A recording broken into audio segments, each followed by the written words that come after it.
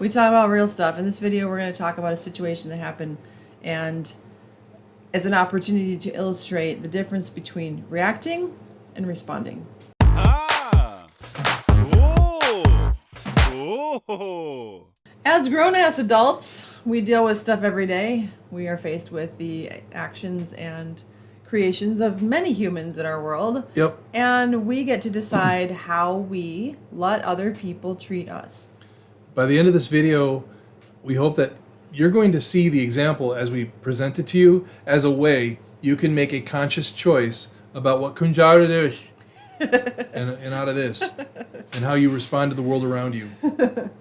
If you are in a relationship having challenges and watching this because some of this stuff is hard or maybe you're fighting, get our ebook. It's free. There's a link below. It's called Gen X Starting Over. But really what it's about is how we do this. So there's a whole bunch of stuff in there, how we relate, tips and tricks on how to not hurt each other along the way.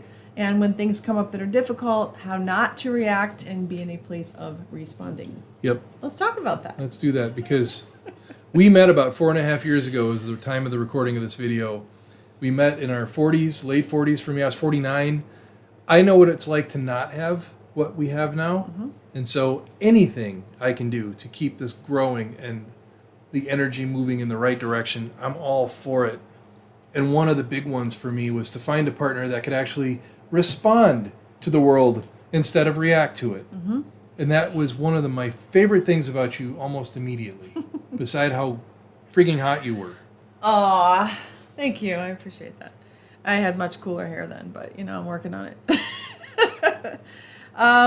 We had a situation recently that we're going to use as an illustration of this point because I was out with a friend and we were having a great evening and I came home and I found something really cool at the thrift store and I was going to share it with him and I got out of my car and I walked up and he's on the phone. Yeah, and it's heated. 9:40 at night. And it's so 9:40. Normally I'm not on the phone. And I'm like, why the fuck are you on the phone outside at 9:40 and it sounds kind of heated? Like, this doesn't happen. We don't have heated conversations. No, not you and I. And we don't have heated conversations with people. We've created a world with our friends that they don't need this kind of crap. We don't do this.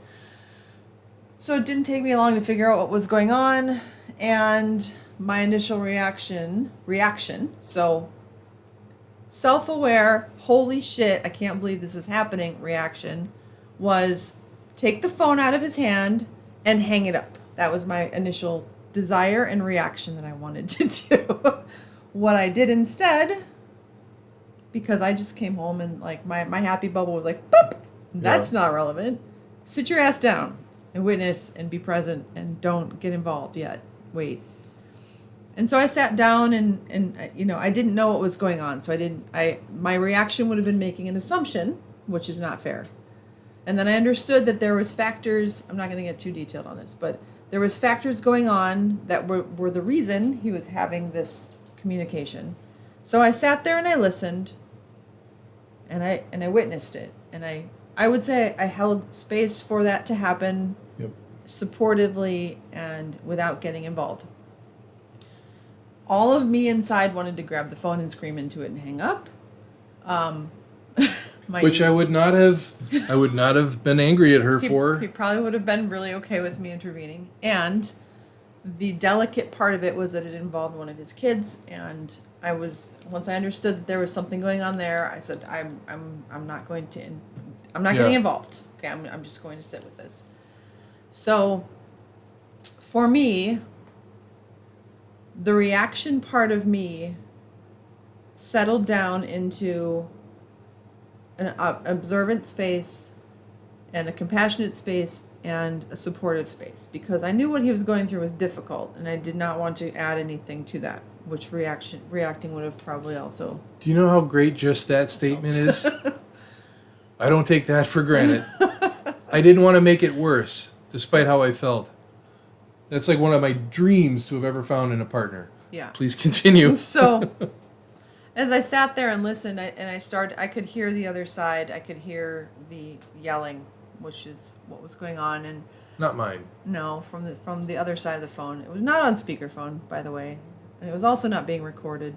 Just throwing that out there, but I could hear the energy on the other side, and without even knowing the full details of what was going on, I started to hear a circle happening. And Yeah. he was saying the same thing and trying to redirect back to let's focus on the issue at hand. He was very calm, very direct, not yelling back. And his energy was pretty grounded and pretty present. So I was just witnessing this. When I heard the same conversation happen the third time, the same words being said, I knew that there was a spiral happening here that he was stuck in, that he could not get out of. And I said, it's not going anywhere, end it, hang up. And he said, you know what, this isn't going anywhere. And, I don't remember the words he used, I but- ended it and just hung up on and it. hung up. I was letting it continue because there was some key information I was hoping might trickle out of the avalanche of... Emotion. Yeah, thank you. It's a We'll much use the better word. We'll use the word emotion. I had a different vocabulary ready to jump out there. We try and be compassionate, but sometimes it's challenging. But yeah, I was waiting for something, and then it was clear it was not going to happen because there was a point right there. There was the point that I was calling about, and down here was the lava on the ground, and I was like, I'm done with the lava. Yeah. And I was doing my best Yeah. to respond and stay in a responsive state and not react to all of the bait that was being Yes. thrown into the lava. Yeah, and the bait was not about the present situation. It was about pulling up old bullshit, old pain, old trauma, old emotions that weren't relevant, that were being pulled into this current conversation. And the way he responded to it, and I will say responded because you did not react to that, and it was beautiful because you did not play that out. And in a lot of situations like that, it turns into a yelling match, and everybody is even worse off at the end. Our goal is always to respond. Yeah. So here's some things that I think about, and I have thought about for years, regarding reacting and responding, and in empowering myself to be able to be a responsive person. Because I can't control anything but me. That's number one. I can't control, even though I can trust you with everything in my entire being. I can't control anything about what you feel, think, want to say, don't want to say. That's your business, and that's your journey, and that's the same for everyone. So my first thing is I can control only myself. The second one is people have a story that has nothing to do with me. And I don't have any part to play in that, and I'm not going to let them bring me in as one of the actors in the play that they've been writing their whole life. And these are cycles. That's what I was talking about with the cycles thing. Yeah. There's a situation trying to pull him back into a cycle that wasn't even real. It was an emotional spin out happening, and he just kept saying, no, we're not talking about that, we're talking about this. And that kept it was like a lava tornado trying to pull you in. Yeah, it was like Sharknado on fire with pterodactyls. There's pterodactyls. Yeah. Yeah, there were. And the third part for me is that I'm confident in myself. I know who I am, and I know who I want to be. And I'll be damned if I'm going to let anyone else knock me off of that. So I realize that if I'm reactive, it's because somebody else, if they're drawing that out of me, there's a lot of things that are happening here within me that have nothing to do with that person. All they're doing is mirroring at me things that I may not like about myself to begin with. So if I'm reacting to something, it's usually because I have an unfinished story or a pain or a trauma or a belief or an insecurity. But by and large, the more my security grows, it's really hard for people to get me to be in a reactive state.